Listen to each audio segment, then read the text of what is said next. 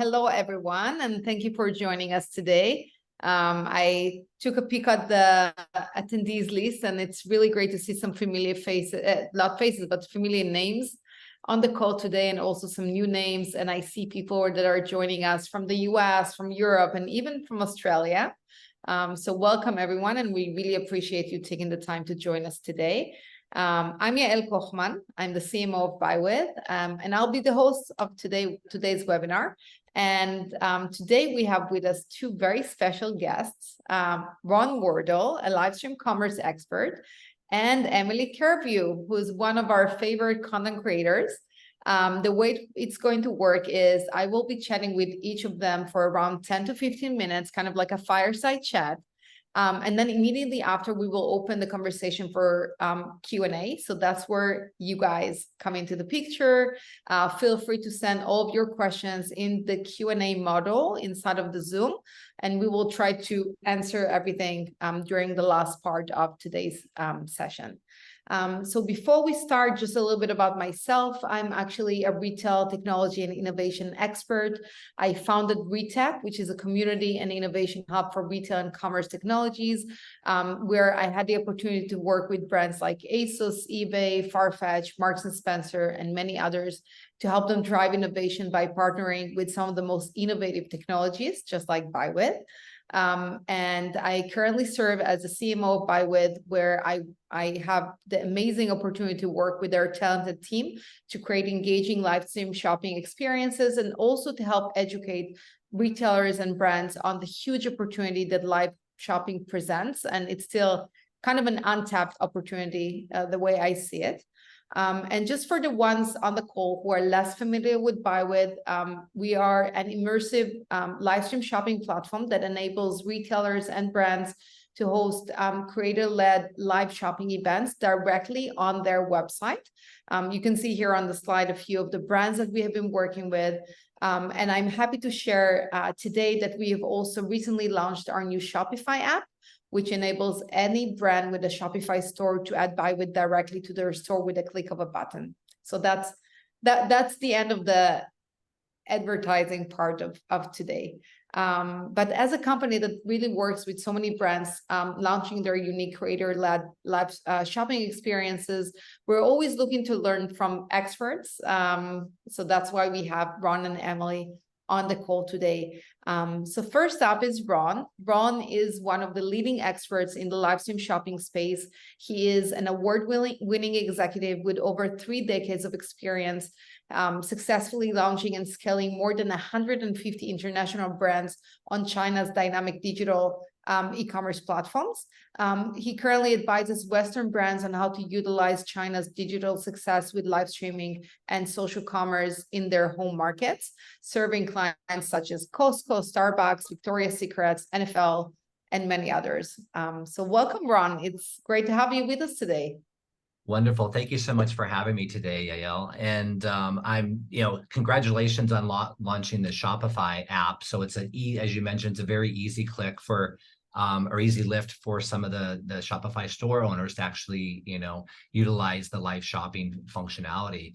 And, as we dive into this, I'll give you a little bit of my background, but first on that is the ease of adoption and the quick adoption rate for US type of brands and stuff to use Shopify is very, very important, because that's one of the key things why live streaming has taken off in China so well, because the ease of use, because it's available on all the platforms for everyone to go live shopping almost at any time with the click of a button. Everything's integrated with shopping. Doesn't matter if you're on a social platform or e-commerce platform there. They're all kind of mixed together now, and everything is all shoppable. So that's one of the key things. So congratulations on the addition of that module and stuff into the Shopify. I think it's going to help not only with the awareness of live streaming, but also the ease of adoption for the US and other markets as well too. So congratulations on that. A little bit about myself. As she mentioned, I've spent a lot of time in Asia, whether it's Hong Kong, Taiwan, and mainland China. I've been in mainland China and Shanghai since 2005, doing digital up until 2010. So that 5 years, we're doing a lot of digital marketing, website design. This is before e-commerce really started taking off. And Taobao at the time, the Alibaba portion of e-commerce, were just getting into the whole e-commerce portion in 2010. They launched another platform within Taobao. It's called Tmall, which is a total B2C brand-driven platform. You've probably heard about it as well. So we were one of the first Western e-commerce agencies to help mostly US companies come into China. And actually we were their China arm for everything. Everything was outsourced to us in our agency model. And so everything from logistics, customer service, finance, replenishments, visual merchandising, right? E-commerce store operations, social media. We handled everything on behalf of most of our clients we had there. And as you mentioned, throughout the decades there, we launched well over 150 brands. So there's a lot of like great success stories, but there's also a lot of war stories as well too, right? Just because of depends on the brand and their adoption rate for China marketing, what we're doing there, stuff like that. So fast forward till 2016 when Taobao actually launched their live stream shopping on their Singles Day or 11/11 in 2016, and it made big world international headlines with one guy, a guy named Austin Lee, and Jack Ma, the founder of Alibaba. They had a lipstick contest. Who could sell the most on the opening of the 11/11 shopping spree they had. And, Jack Ma, the founder, actually lost. Austin Lee was the winner, and he has now, obviously, he's called the Lipstick King.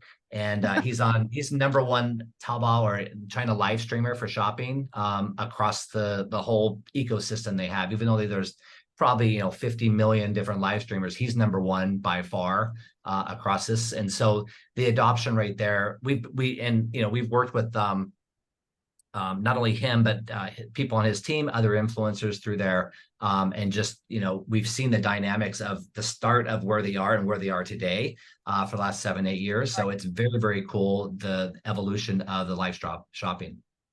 So you've been there from the start, you can say. Very start, yes, very start. Very start. So can you maybe describe the key factors that make China's digital landscape so complex, and how that actually contributed to the success of live stream commerce there? And also, how is that different than what we see in the West? Yeah, I think a couple different things there. One is the concentration of traffic with a few different platforms. Everything's very marketplace driven in China. There's not we have basically there's 3 or 4 major marketplaces. Think of like Amazon, then Amazon 2, Amazon 3, or a Walmart and a Target. They're the 3 that everyone's on. And it's not just a shopping platform or marketplace, it's actually a full lifestyle ecosystem. So each of these different companies have built a massive ecosystem. Amazon's trying to do that, not only with shopping, with Prime, entertainment, stuff like that, but just think about everything you do in your life, whether you're going to hail a taxi, or if you're going to order food from like Uber Eats, you're going to make a payment for your house utilities or split rent with your friends, you're going to shop, you're going to watch movies, you're going to do anything entertainment wise. Everything's encompassed within an ecosystem of a marketplace. For example, in the Alibaba ecosystem, you can spend your whole life, everything you do, buy a plane ticket, train ticket, hail a cab, anything you do is all within that one kind of like a super app. And each of the different platforms has theirs. Inside of a mall, inside of a virtual mall. It's I'd say more than a mall. It's a whole, it's your lifestyle, right? Where they want to keep you within the ecosystem because they have all those different properties in there, where like Amazon was like, we're going to make this super easy and functional for people to get in and out, right? But now they've actually realized like, oh, we want people to stay in our ecosystem. So they start adding more different components and stuff in there. I know they did books and they have all these different things, and now they have live shopping as well too, because they don't want you to leave, right? They're doing Prime movies, they're doing grabbing NFL games. They want you to be within their app. They want to keep you there. So that's one of the learning lessons they learned from China, is that once you're in our ecosystem, we want you to stay here. So, and then one other component for that is the D2C factor. US and Western started with their own websites very, very early. Everyone has their own .com. China, that really doesn't exist. Everything's marketplace driven. So if you're on a Tmall, which is, I could be Adidas, I could be Victoria's Secret, that is your .com basically in China, in a sense, right? You're on the marketplace, you have a brand driven store we call a flagship store on each of the different major compartments. And you are the flagship store. It is like your .com there. So you can go to adidas.tmall.com, and that is a flagship store that represented from that brand. So how is that different than what we see today in the West? And how do you see the adoption? And this is also a question we actually got in the chat already, but it's also one of the questions we had in mind to talk about. How do you see live stream commerce growing outside of China and the adoption in Europe, for example? Yeah, I think everyone looks at the China for example, live stream or video commerce type of ecosystem that's been put out there. And everyone's like, okay, how do we copy and paste this? Well, it doesn't copy and paste, but there is a lot of fundamentals that can come out there. Number one is that when brands do, a live stream or something on their website, you can't think of it just as it's a sales tool to bring in, and we're going to copy the China model. We're going to have super discount codes. We're going to do limited editions. We're going to do this. We're going to do this, and it's just very sales driven there. What I've seen, I've been advising a lot of clients is like we break the live streams down in 3 major components, and we do this in China as well too. And this is very transferable out of that.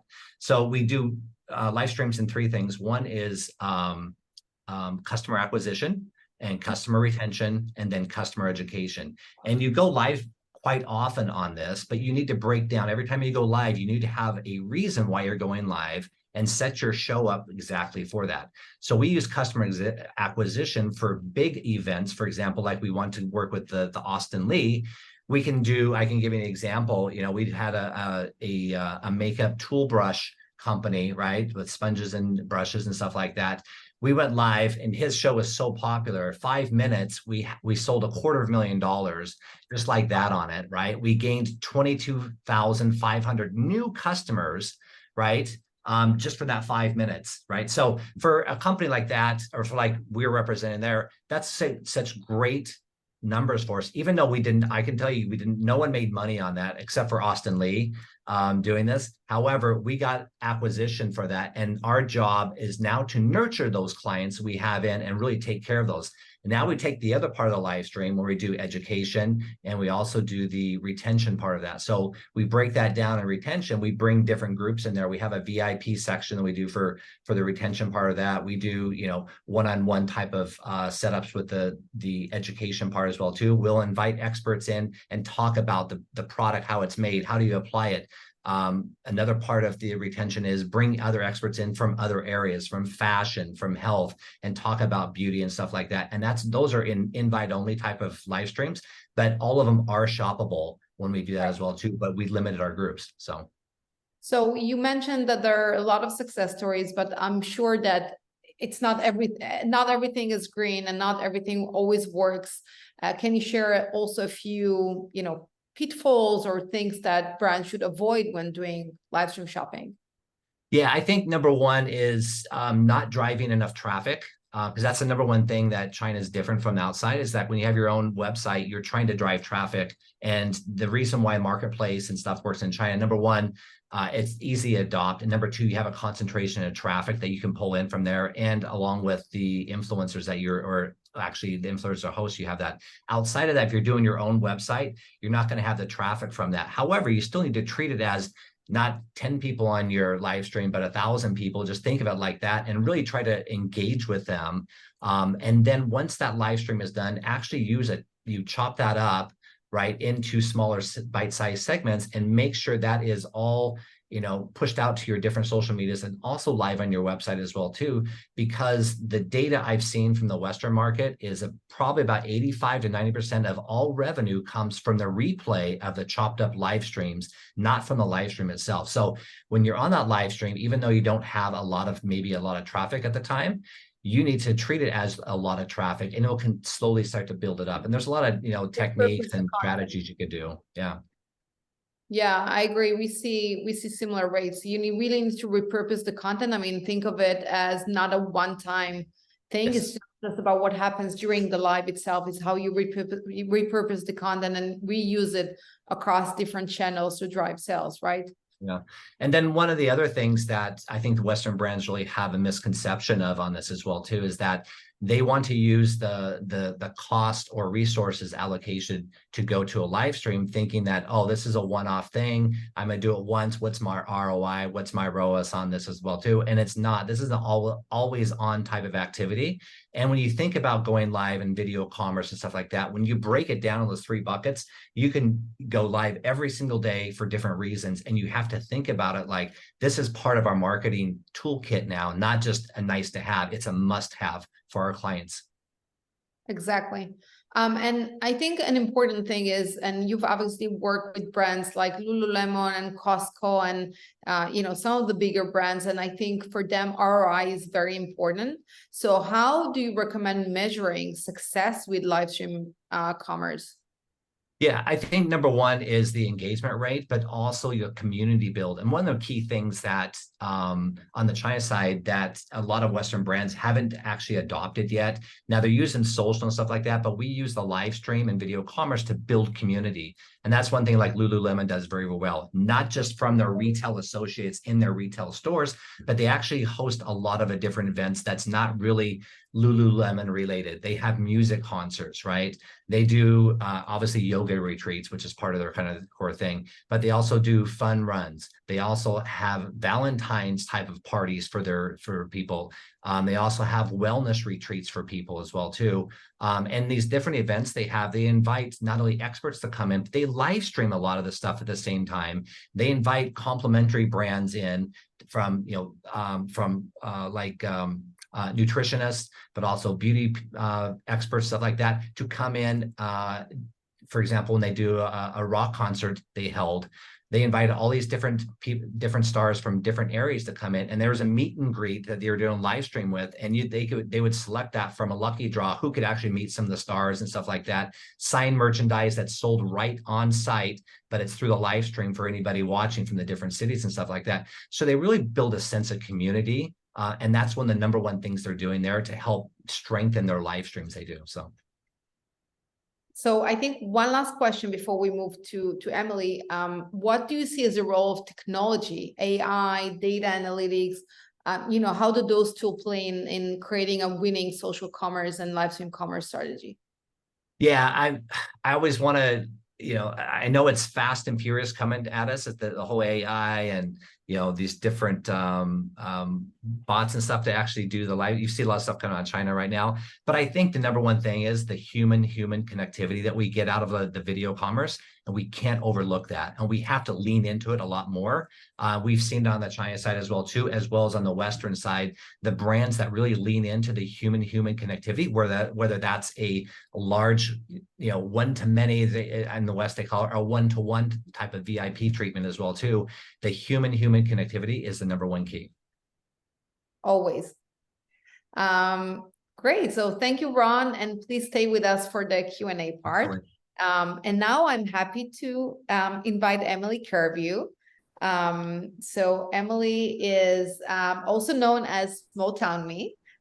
She's a leading content creator with over 1 million followers across TikTok, Facebook, and Instagram. She has been working with Bywit as a live stream shopping host, helping to drive sales and revenue for our brands. So thank you, Emily, for joining us today. Thanks for having me. Super excited. And before we start with the questions, I want to share a glimpse of your work with us. Let me see how I share my screen here. This is a new mode for us. Here it is. Okay, so I'm going to share a session that happened this week on Walmart's website. Just a few seconds to give you guys the idea. Here it is. So we'll click play here.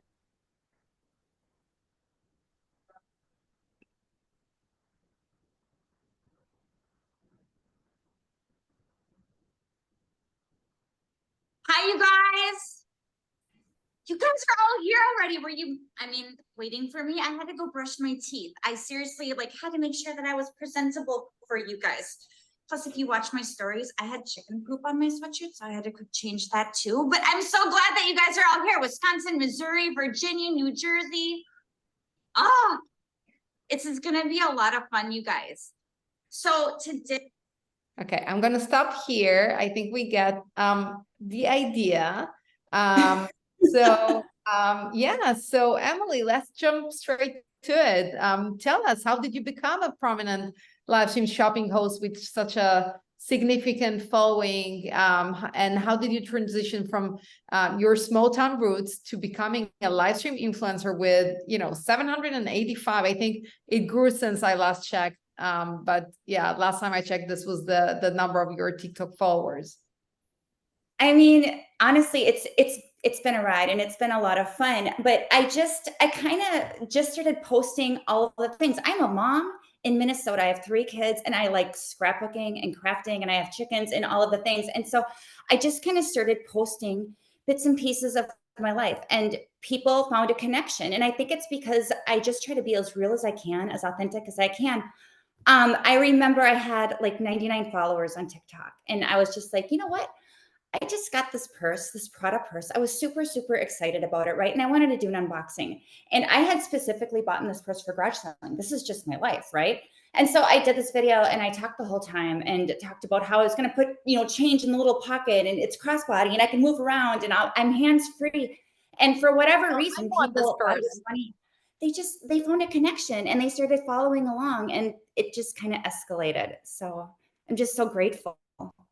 Amazing. And you really have, I think, a unique approach when it comes to selecting the brands and the products for your live stream shopping session. So what criteria do you use to ensure that the products you choose actually resonate with your audience? So I think the live shopping with Buy With has worked so well for me because I have so much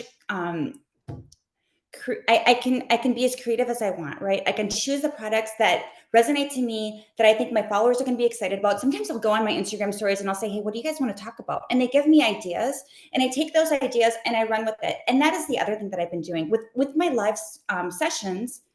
I'm telling everybody up front, okay, this is, we're going to be live shopping, Walmart.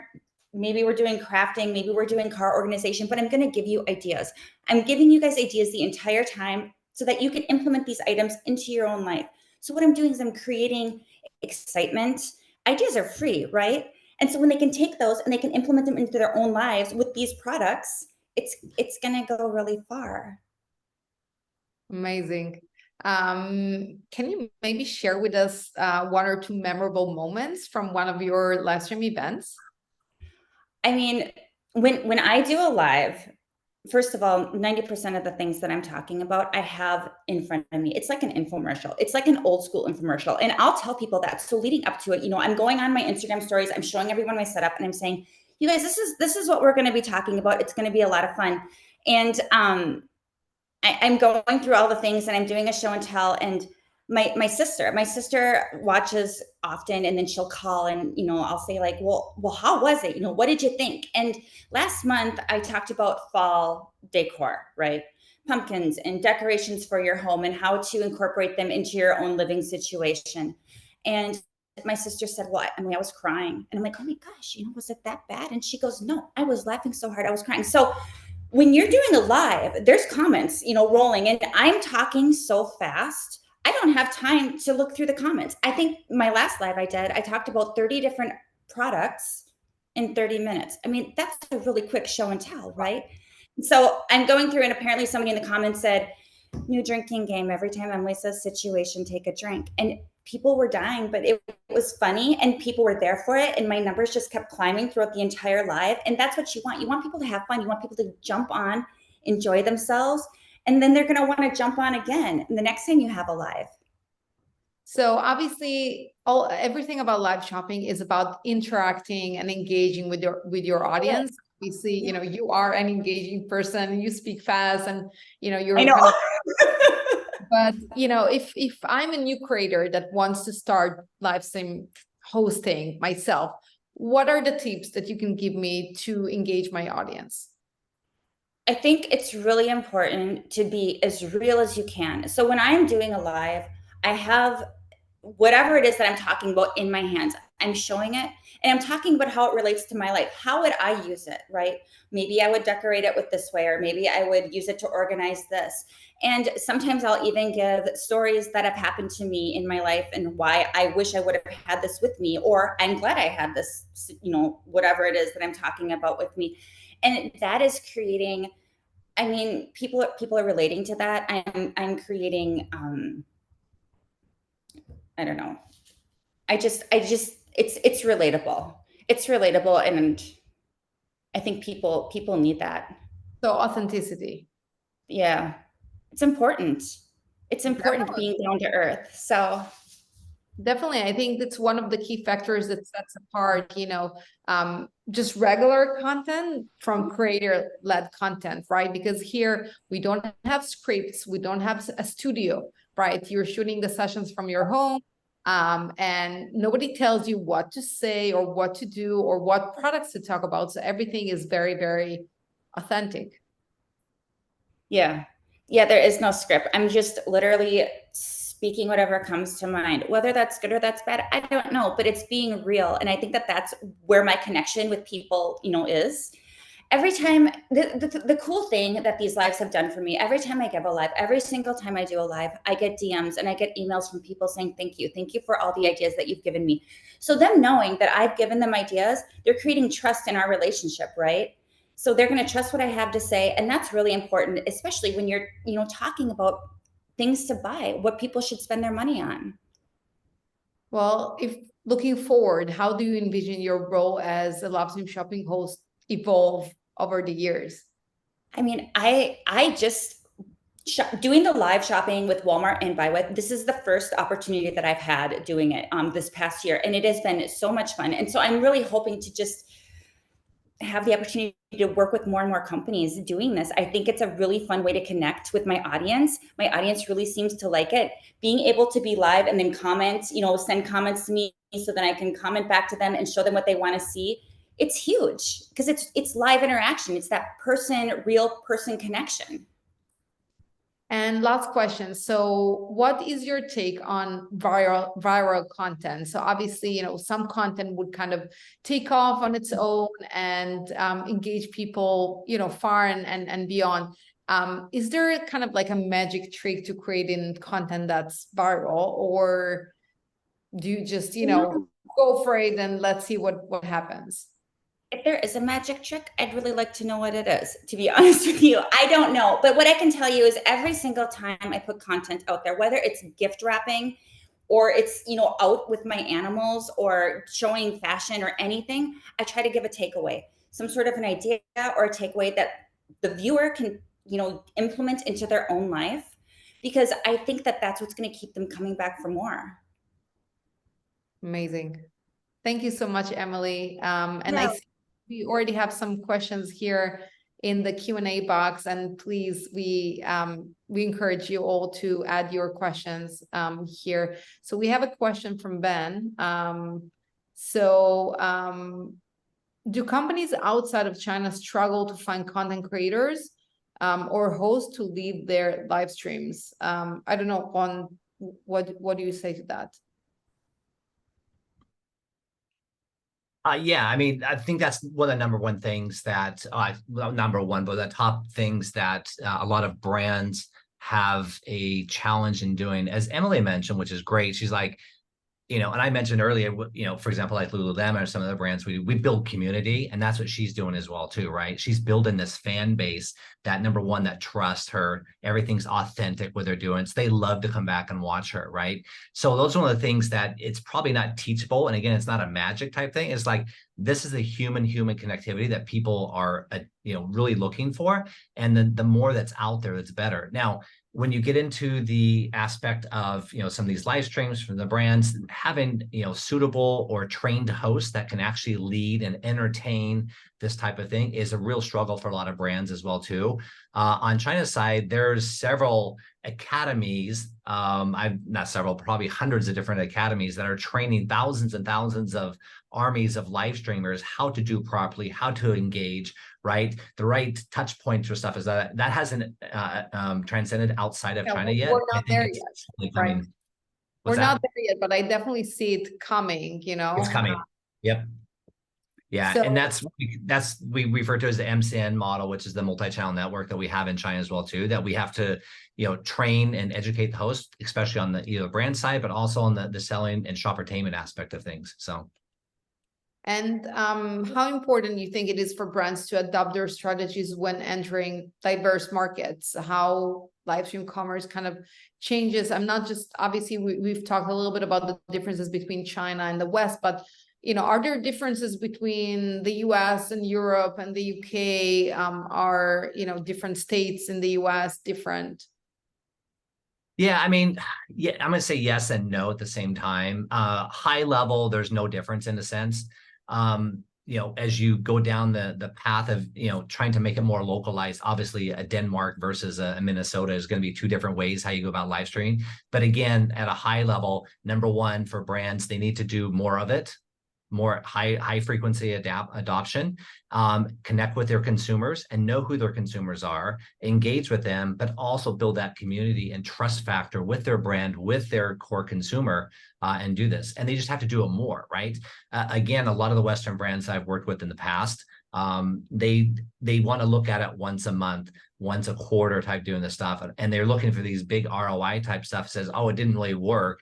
I'm like, yeah, but you need to do 5, 7, 8 times a week. And they're like, what are you talking about? How do we do that? That seems like some big production stuff, right? And as Emily can tell you is right now, it's not a huge heavy lift once you're actually into it and it's part of a daily process, or every 3 or 4 days you're doing it. It just depends on what you want to do. And again, you need to have a reason why you're doing the live stream. And it's not sales focused on a lot of areas. Again, if you break it down those 3 buckets, acquisition, retention, education, you can design your strategy, your live stream strategy to fit all of those. And it doesn't have to be super salesy. But as Emily mentioned, right, she shares a lot of stuff what you do. And she's like, I like this is how I do it. That's not super salesy, but at the same time, everything's shoppable, right? And that's one of the key things. Exactly. And Emily, so can you share a little bit about the key strategies for building and engaging a loyal audience? I mean, obviously you have followers on multiple platforms. Is the strategy for each platform different, or is it kind of more of the same? I mean, I feel like my strategy is actually pretty much the same throughout all of them. I am myself. I jump on as much as I can. And with stories is almost like live shopping. So like on Instagram stories, Instagram, Facebook, I'm on stories all the time and I'm just getting bits and pieces of my life. And sometimes I have no link. Sometimes it's just me like drinking out of my Stanley or whatever it happens to be. But like Ron said, everything is shoppable, right? So if I'm implementing all those ideas and showing people like how I use it in my own life, all of a sudden I'm down to earth, I'm relatable, and people are like, oh, you know what, Emily does that. And they think of me. And it's really, really fun because people will be out and about. They'll take pictures of different things that you've talked about and send it to you, through a message. And you're like, okay, I just made a connection. Yeah. So making that connection is key. It is. And Ron, what advice would you give content creators as they're looking to partner with brands? I mean, obviously creating content just for the sake of creating content is great, but at the end of the day, you want to monetize those relationships. So how do you create the relationships with brands, but while still keeping the authenticity of your content? Yeah, and that was for me, right? Yes. Okay. Yeah. Number one, you really have to have a vested interest. Yeah, you have to have vested interest in the brand itself. You can't just to go partner with whatever brand that's going to potentially you can work with. And you have to be very knowledgeable about their brand and products and things like that. So when you approach a brand from a creator or host standpoint, you better have a lot of information about the brand, the products they have, how they're being used, maybe if it's a skincare company, ingredients, how you use it, how other people use it, and really try to be part of a real brand ambassador to help elevate that brand as well too, right? Not just, I'm just going to do stuff. And that's one of the things on the China side that's part of the training aspect, is they really have to know the brand very well so they can be kind of a great brand ambassador for these different, partnerships that they're making. Got it. And question for both of you. So can you provide insight on what categories typically do well on live stream in your experience? And also, are there things that won't work on live stream commerce? Emily, I'll let you go first because I have a whole slug of stuff. So Okay, so I mean, for me, I've only done live streaming with Walmart and Buy With, right? But I have made sure that I have like a theme. So every single time, I'm in that theme. Whether it's craft ideas, it's fall decor, summer fun, and everything kind of goes in that. And I think it also helps when I have the actual product in my hand and I can show them and I can do a quick show and tell review. People really, really like that. But that's my experience so far. yeah, so what type of products have been sold and stuff like that? You've probably seen some of the headlines. Everything from coffee mug to a rocket going into space has been sold on live stream, right, on the China side. So there's no products that hasn't been sold, I think, through live stream. And I think it comes down to, what you're comfortable doing with. We look at, if you're doing kind of brand deals and stuff like that, the more ideas you have of different product segments you have. Obviously, there's top skincare companies that you can do this with. You have, fashion. I really like the services part of things, everything from real estate to financial type of products. There's a lot of digital products you can actually do live stream that a lot of people probably aren't tapping into yet. And in addition, just to straight hardcore products and stuff that kind of come out. So I think that everything can be shoppable at some point. Again, video commerce is here to stay and it's going to continue to grow. So whatever you think you're able to sell, and again, it doesn't have to come across super salesy saying, this is what we have, or I'm going to sell this to you today. It's building that community and whatever your service or product is that can be used as a transaction there. Amazing. So there's actually a question here about Buy With. What does Buy With suggest to companies when selling their product, knowing the company has to train a host to lead the live stream? So I'll take this one, and I'll just say that we actually help the companies train the host. So we help with that. Let's see if we have any other questions that we haven't answered. Yeah, I think one last question. Yeah, no, I think we got to all of the questions. So I think at this point, I'll ask both of you to just maybe to conclude our session today. What is the main takeaway that you think our participants in the webinar today can take with them and implement in their live stream strategy starting tomorrow? Ron, do you want to go first? I'll go first real quick. Number one, as you mentioned, how to go live tomorrow. What you do? Yes, go live tomorrow, and then the next day, and the next day. Start putting this marketing tool into your daily calendar or weekly calendar. If it doesn't matter if you're a big brand, small brand, medium brand, you need to do it more often. You will build a community faster and build that trust factor so you can actually monetize at some point. Again, this is no different than social attention stuff for building accounts, but as you build these live streams or a video commerce, everything's shoppable, you're going to be able to build that community, whether you're an individual creator or part of a brand type of segment that you're using there. But you need to go live more often and build that continuity with your consumers. Great. And Emily? I mean, also, I don't think anything is too big or too small. Share all the things and just pick a theme and kind of roll with it. And I agree, every single day, just show up and you're going to start gaining trust and you're going to start gaining followers. And I don't know, I think it's going to go well. Yeah, I love the optimistic approach. I'll share my key takeaway, which is everything is also about the connection. So it's about the connection with your consumers, but it's also about the connection with the creators that you're partnering with to build this strategy and finding amazing creators like Emily and building the relationship with them and not just working with them on a one-time basis because they might just not get it right the first time, but it will be amazing the second time. It will be even more amazing the 10th time.